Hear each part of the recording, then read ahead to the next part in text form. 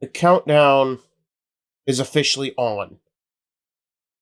The ACC, we now have a date of which they fall to oblivion, where they fall away to nothing. And they go by the way of the Pac-12. How do we know the date already? And this seems like a very random video to have, especially in the midst of Formula One kicking off, NASCAR in full swing, IndyCar, and it's not football season yet. Well, news gets broke. It gets broken down where I can understand it, and then I deliver the story with my opinion on it and my predictions on it, on how well this is going to go or how it's going to transpire. And, well, I kind of let the cat out of the bag right off the cuff with this is pretty much announcing the official year where the ACC falls away to nothing. As many may know already, you have Florida State and Clemson suing the ACC, trying to get out of the conference without having to pay the $500 million in exit fees. Well, we have a solution. This is an article from the... probably should have framed myself before I started recording, but oopsies. Nonetheless, an article from CBS Sports. ACC settling lawsuits provide short-term stability, but conference realignment still lingers down the road. And it's kind of cut off because the actual body of the article is aligned a little bit differently. But anyway, this article written by John Talty of CBS Sports. The ACC clinched a big win on Tuesday, but the future isn't completely secure in the long term.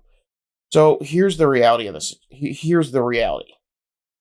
And this kind of paints a bright picture for the ACC, but in the reality, it just solidifies the clock on when everything is going to begin to dismantle for the Atlantic Coastal Conference.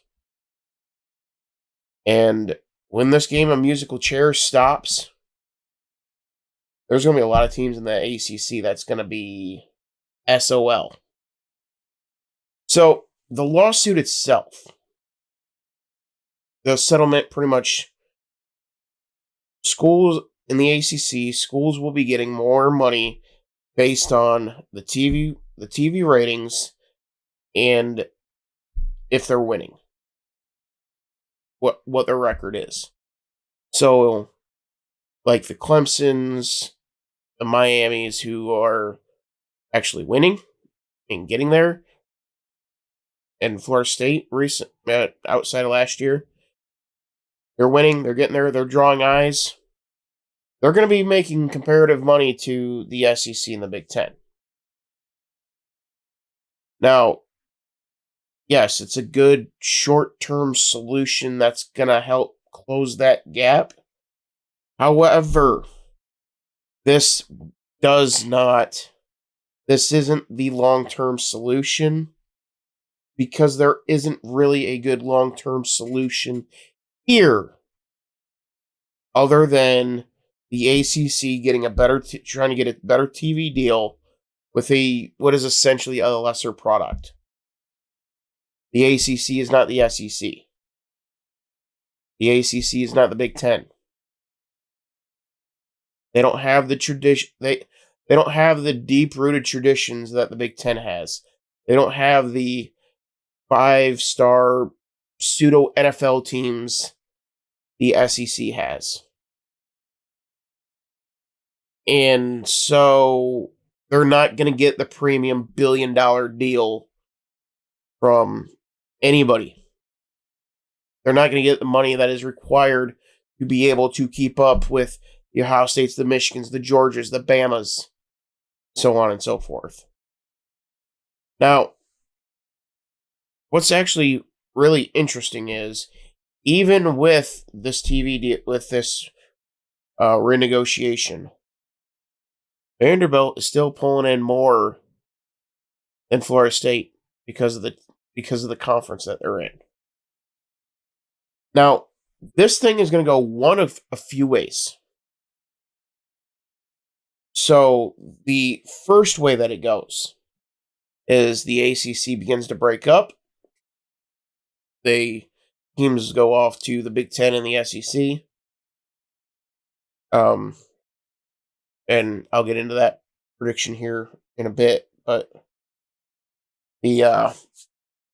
so they begin to break up, and now these mega conferences with 24, 28, 30 teams, they begin to division themselves out because of the sheer amount of teams. And so, well, you already have your West Coast division with, in the Big Ten's case, the Big Ten West in Washington, Oregon, USC, UCLA. And then we'll go with the Midwest, the Midwest portion, where you have Iowa, Nebraska, Minnesota, Wisconsin. Call it the Plains. The Great Plains. I don't know. But, and then we'll go with the Rust Belt. Penn State, Ohio State, Michigan State, Michigan.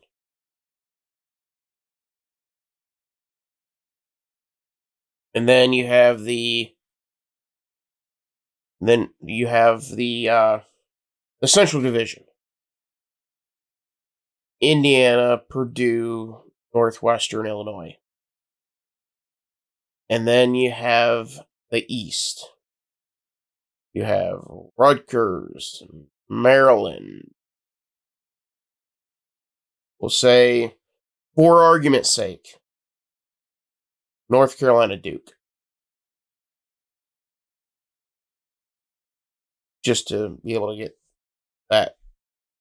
So, essentially, yeah, it's nationalizing, but it's setting up to be re-regionalized within the conference. So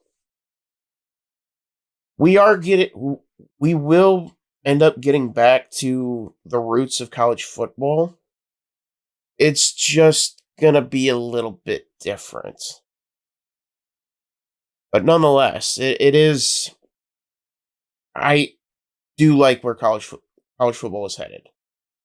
Now, the other way that this could go is they just continue to pile in teams, or the other way that it could go, but with the ACC coming out pretty healthy, is with Clemson and Florida State and Miami being able to invest more into football. They are able to get those recruits, get that war chest really rolling, and be able to go out and compete and win national championships. Now, is that the most likely outcome? Not so much. Florida State is an absolute mess. Clemson still refuses to use the transfer portal. And Miami is about as trustworthy as a Casey Anthony babysitting service. So, it's not it's not going to go the way that the ACC is hoping with this, because not only are we seeing, so now that the ACC's implemented this, it's going to trickle over to the Big Ten and the SEC. Now, what could be very interesting is the Big Ten and SEC start saying, hey, we could go out and get ourselves a North Carolina, Clemson, Duke, Miami, but we don't want to have 32 teams in our conference. So, let's see. Illinois has been irrelevant forever. They've kind of been holding us down. See ya. Oh, Purdue's been kind of useless. See ya. We're adding Duke and Carolina. That is another way that it could potentially go. I don't think so. But the Big Ten and the SEC are definitely going to end up adopting something like what we're seeing with the ACC. They are going to start paying the Ohio States, the Michigans more because they are getting eyeballs on TVs. They are winning. They are successful. They are bringing money in. This is the model that it's going to end up going to. Because this is actually, the ACC has actually opened a Pandora's box. And I don't remember if I mentioned this at the top of the show, but what this does, the other thing that this lawsuit does, is it gradually decreases the buyout year to year for a Clemson or Florida State to leave the ACC. Because right now, it's a $500 million check, and that's before anything else. After that, once we get to 2031, that's when it becomes manageable at $75 million. I think it's like $50 million. That's where it becomes manageable. But keep 2031 in mind, because this is where it gets very, very interesting. The year before, if you would take a gander at this, the Big Ten's TV deal rights end in 2030. The college football playoffs ends in 2032. The SEC's ends in 2034. So from 2030 to 2035, all hell is going to break loose. The Big Ten is going to be going like hell at North Carolina, Duke, and Miami. Those are their three targets, along with Notre Dame. Bring those four in turn and have this conference be, I think it'd be 28, 24 teams at this point. I'm going to say 20, I'm going to guess 24, but I'm not 100% sure on that. But I think it's 24 now. Because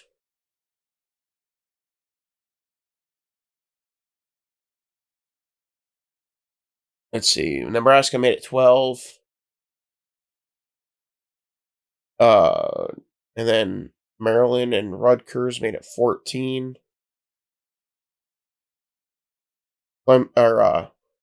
Oregon, Washington, USC, UCLA makes it 18.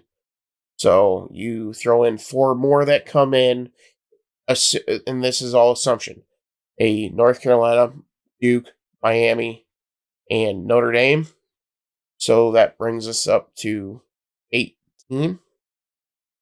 Or that brings us up to 20, even. I believe that's how that would be. But nonetheless, so this, and so a lot of things are going to be moving. from 2028 to 2034. Because the viability of ESPN is in serious question. They've lost baseball. They have absolutely lost baseball. They are paying double, almost triple what the NBA is worth. And they are losing their ass on it. And now, in 2034, 9 years from now,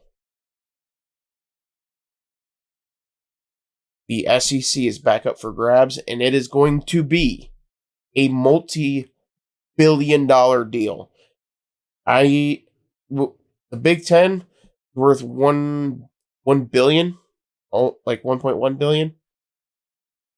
The SEC, they're going to be commanding anywhere between 1.7 to 2.3 billion. And they're going to look at ESPN and say, you're paying 2.1 billion for the NBA.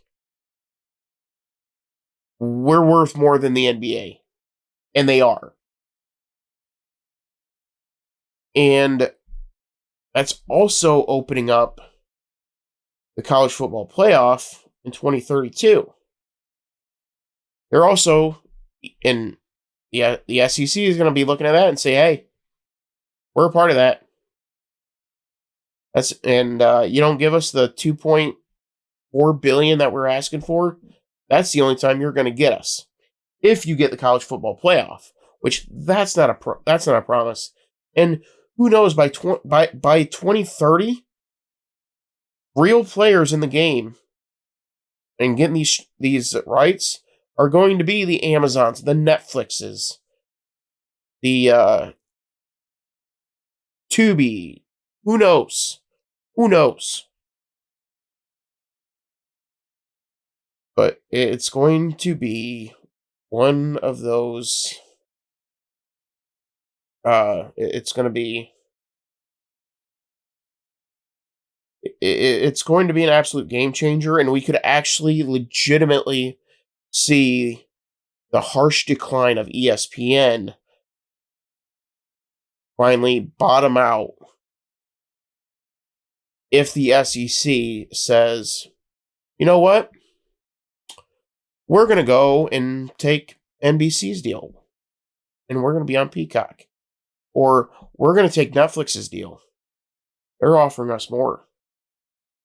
Or Fox, whoever, Prime. Amazon Prime is going to be getting one of these games. Or one of these conferences. They're in it. Netflix, they're more than likely going to get something. Because they're getting into the sports game now. They got Monday Night Raw. They got a couple of NFL games on Christmas Day. It is not out of the realm of Netflix and Amazon Prime playing a serious role in this and potentially getting the SEC, Big Ten, if not both. And I know a lot of the older fans are going to be angry about it because it's a pain. But it makes the ability to watch these games so much more affordable. It is $25 for the premium subscription to Netflix. And we'll say Netflix gets the SEC media right deals. Well, $25 a month, you're getting all the SEC. All of it. As opposed to paying $76, or now it's $86 for YouTube TV, or $96 for Hulu.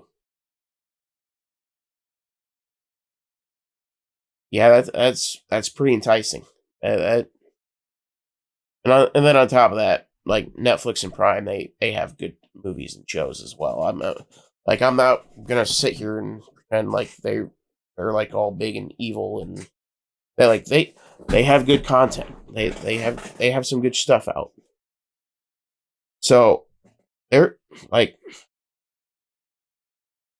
not only in the next decade will we be seeing the end of the ACC, we'll also be seeing the end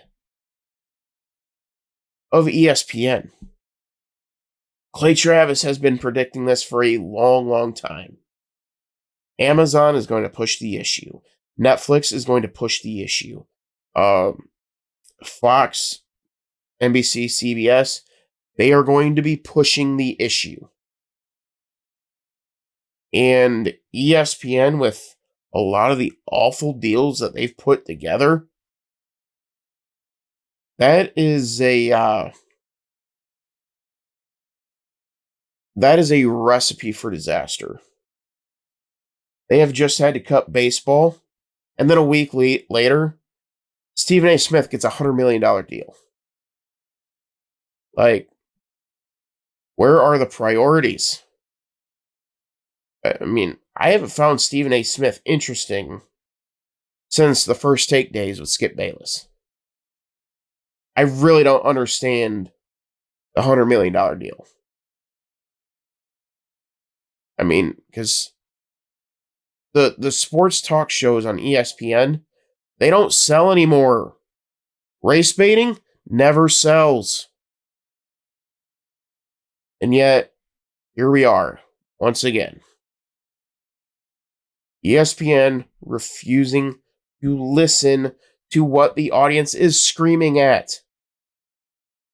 Pat McAfee, his best shows. He's the best out. He's one of the best out there. He does better numbers than ESPN. That's why ESPN is paying out the ass for him. Clay Travis's stuff is doing better than ESPN.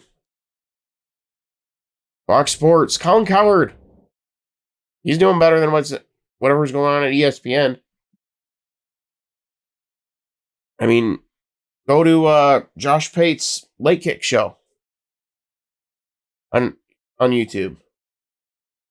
Better than what ESPN's got going. All ESPN has is media rights, and that's what they need to actually invest in. And yet, here we are, giving somebody with a very loud mouth and a insatiable thirst for race baiting, we're gonna give them $100 million. Oh, and by the way, we're cutting like 7 people as well that you actually like on shows.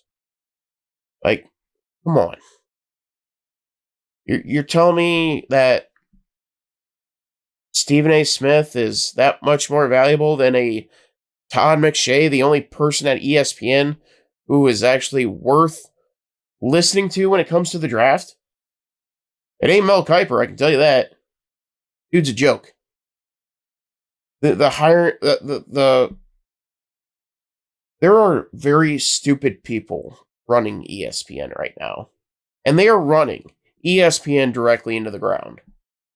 And I truly and sincerely hope that the SEC makes them pay. Because the SEC is the only entity outside of the NFL that they are not overpaying by a drastic margin, because the SEC, you can't overpay. They are priceless. They are the gem.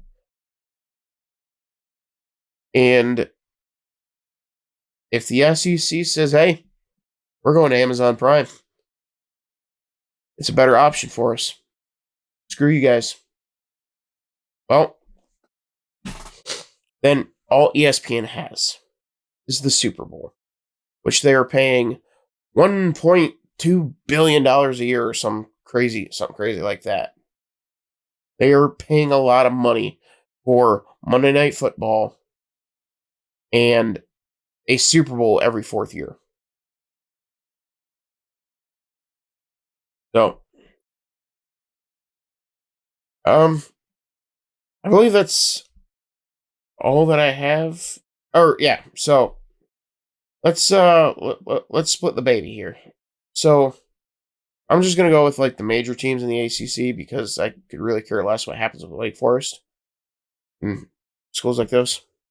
So as I mentioned earlier, I think when the next time the music starts for the musical chairs that is conference realignment, we're going to see Miami, North Carolina, Duke, and maybe SMU and Notre Dame, and potentially Cincinnati, depending on well, maybe not Cincinnati, but um, we'll go with Houston, or we'll go with SMU, and then Notre Dame. I think they're going to end up in the Big Ten Conference by the time the music stops in this next round of musical chairs. Now, on the flip side, you have Clemson, Virginia Tech, Florida State, Georgia Tech. They're going to be in Louisville. They are going to be funneling into the SEC. And it's going to boost both conferences. It's going to help both. It's going to help them both on both ends with the basketball side, the football side. And it allows them to get that much closer to being able to have those divisions within the conference to make it make sense and to help the Olympic sports out. It's a grind to be flying coach across the country a few times in a span of less than a week. It's a grind.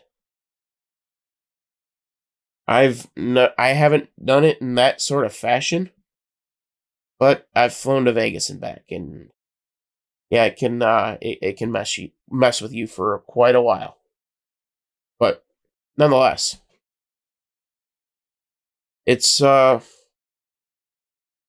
it will definitely be interesting, but we definitely have a death date for the ACC. We have a potential death date for ESPN. And a rivalry nude, potentially going to the Big Ten with Duke and Carolina in basketball. So, and probably NC State will probably end up in that mix too. But that's a whole lot of quarterbacking that I am not quite ready to do yet. But eventually we'll get there. We certainly will. So, I'm Patriot Dylan. Make sure to like the video, subscribe to the channel if you're watching on YouTube. If you're watching on Rumble, make sure to like and follow. And if you are watching on X, make sure to like the video, like the post, retweet it, follow. And if you are listening on podcast, thank you so very much. Make sure to hit the follow button and download the podcast. And we will see you next time on Patriot Dylan.